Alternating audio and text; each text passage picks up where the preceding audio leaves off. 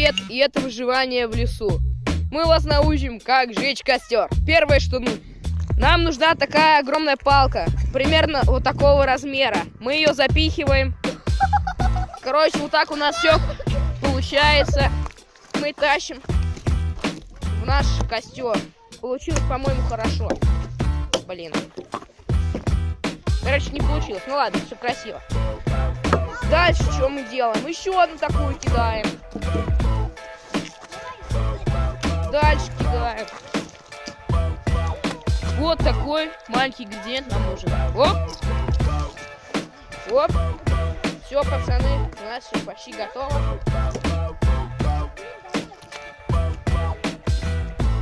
Короче, после этого мы сейчас будем зажигать костер.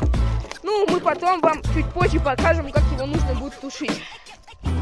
Так мы аккуратно накладываем, а потом поджигаем бумажку суизи. А теперь я вам расскажу, как тушить этот костер.